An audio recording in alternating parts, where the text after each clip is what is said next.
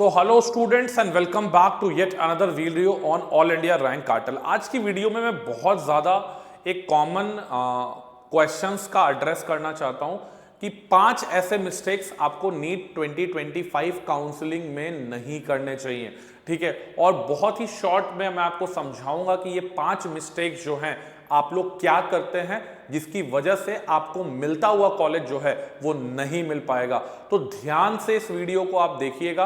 अगर आप as a parent देख रहे हैं तो अपने बच्चों के साथ भी ये डिस्कस करिएगा वीडियो में, because this video is very important. The first mistake that we people do is we do not read the information bulletin properly. हम लोग इंफॉर्मेशन बुलेटिन पढ़ते ही नहीं है।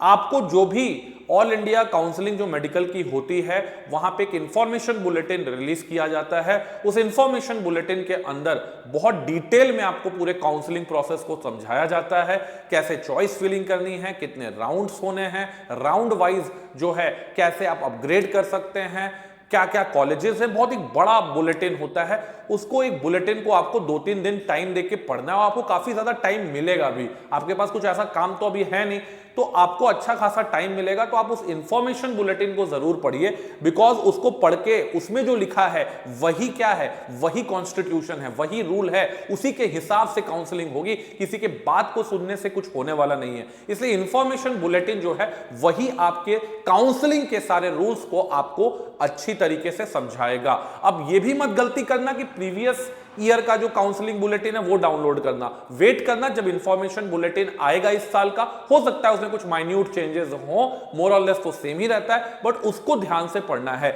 इसलिए पहली गलती है कि read information bulletin very carefully. Second is make research on colleges. अब देखिए, आपको जिनकी रैंक कम है, जिसकी 500 के अंदर रैंक, उनको पता है कि कौन कौन से कॉलेजेस उनको मिल सकते हैं। बट जिनकी रैंक जो है, मतलब मान के चलो मैं बोलूंगा कि 2000 से लेके 20,000 तक, काफी बड़ा डोमेन में लेता हूं, तो आपको जिस कॉलेज में जाना है, जहां 5.5 साल बिताने हैं, वहां के बारे में पता होना चाहिए। उसके फैकल्टीज कैसे हैं, उनका हॉस्टल कैसा है, एकेडमिक बिल्डिंग कैसी है, इंफ्रास्ट्रक्चर कैसा है, ठीक है, कॉलेज का माहौल कैसा है। और ये पता करने के लिए कोई बहुत बड़ा आपको ये नहीं करना है। बहुत सारे वीडियोज हैं, आप अपने किसी सीनियर से बात कर सकते हैं, कोई दोस्त आपका किसी मेडिकल फ्रेंड में होगा, मेडिकल कॉलेज में होगा, उससे बात कर सकते हैं कि आपका कोई दोस्त इस कॉलेज पर्टिकुलर है तो क्या। तो क्योंकि मेडिकल जो कम्युनिटी होती है वो कनेक्टेड रहती है, आपको खोजने पे क्या है, कोई ना कोई ऐसा बंदा या बंदी मिल जाएगी जो कि आपको उस पर्टिकुलर कॉलेज के बारे में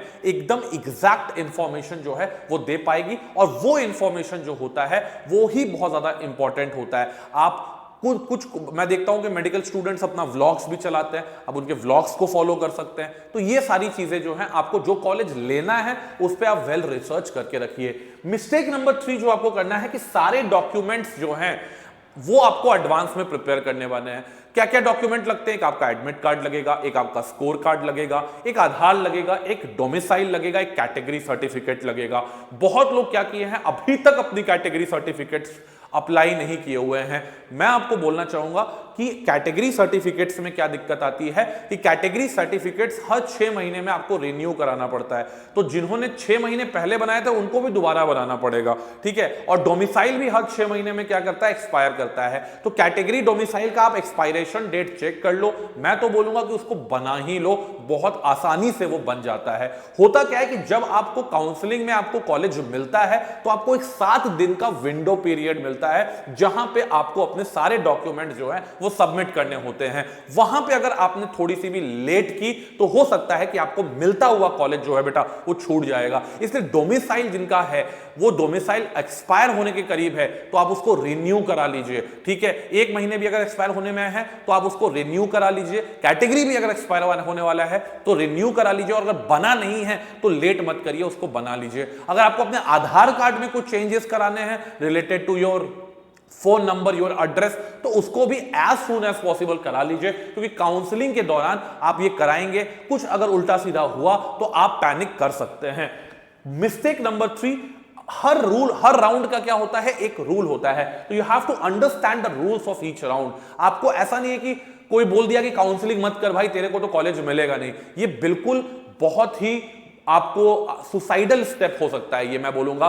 आपको काउंसलिंग जरूर करना चाहिए। हो सकता है प्रीवियस ईयर आपके रैंक से 1-2 हजार रैंक कम पे कॉलेजेस नहीं मिली थी, ठीक है, तो आप सोच रहे कि इस साल भी नहीं मिलने वाला, आप काउंसलिंग प्रोसेस छोड़ देते हैं, आप एक राउंड करते हैं उसके बाद छोड़ देते हैं। मैं बोलूंगा कि राउंड 1 में नहीं मिला तो राउंड 2 पे जाओ, राउंड 2 पे नहीं मिला तो मॉपअप राउंड पे जाओ, मॉपअप पे भी नहीं मिला तो स्ट्रे तक पार्टिसिपेट करो, और स्ट्रे में भी नहीं हुआ तो बहुत आप देखते होंगे कि स्ट्रे से जब स्पेशल में जाते हैं तो बहुत ज्यादा कट ऑफ जो है वो आपका जो रैंक है वो बढ़ जाती है, बहुत हाई रैंक पे कॉलेजेस मिल जाते हैं, और ये होता ही होता है, हर साल होता है। लेकिन बहुत सारे बच्चे जो हैं वो फर्स्ट राउंड सेकेंड राउंड के बाद काउंसलिंग में पार्टिसिपेट ही नहीं करते हैं, जिसकी वजह से क्या होता है, उनको कॉलेज जो मिल सकता था वो कॉलेज किसी लोअर रैंक को कैंडिडेट को मिल जाता है। इसलिए आपको काउंसलिंग प्रोसेस जो है बिल्कुल एकदम सॉलिड तरीके से करनी है, बिल्कुल हार नहीं मानना है। आप करो, कम से कम कुछ ना कुछ सीखोगे तो राउंड 1 राउंड 2 में आप कॉलेज ये करते रहो।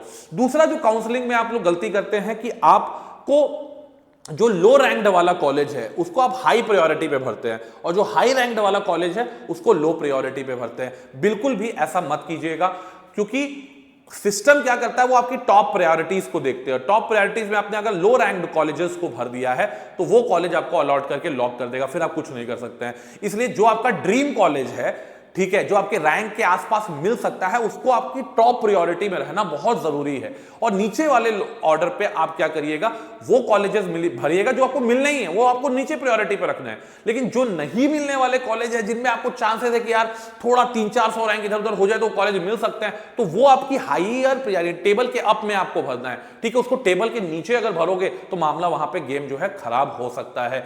इसके अलावा आप क्या करते हैं कि दूसरे स्टूडेंट्स का जो रैंक, जो प्रायोरिटी लिस्ट है उसको कॉपी करते हैं। ये भी एक बहुत बड़ा बेवकूफी मैं बोलता हूं कि है। उसका जो प्रायोरिटी है वो अपने क्या नाम है, अपने हिसाब से हो सकता है कि उसके कहीं पापा रहते, मामा रहते हैं या कोई रिलेटिव रहता है तो वो स्टेट चुन रहा है। आप अपने हिसाब से आपके लिए क्या बेस्ट है, अपनी प्रायोरिटी ऑर्डर बताइए। और काफी टाइम मिलता है काउंसलिंग करने में, ठीक है। और काउंसलिंग करने के बाद लोग क्या करते हैं, छोड़ देते हैं। उसको लॉक भी करना होता है, तो काउंसलिंग के बाद अपनी चॉइसेस को लॉक करना ना भूलिए, नहीं तो हो सकता है कि आपने जितनी चॉइसेस में भरी होंगी वो उतना ही रह जाएगा, आपने चेक नहीं किया, उतना ही लॉक हो गया, और सिस्टम देखेगा इसको कोई कॉलेज मिल नहीं रहा है, इसको फिर हटाओ, ठीक है। तो आपको ये चीज हम लोग हर साल देखते हैं कि लोअर रैंक वाले को कॉलेज मिल गया, लेकिन हायर रैंक ने काउंसलिंग में ये गलतियां कर दी तो कॉलेज नहीं मिल पाता है। ये है मिस्टेक नंबर 4। और मिस्टेक नंबर 5 तो है कि पैनिक नहीं होना है आपको।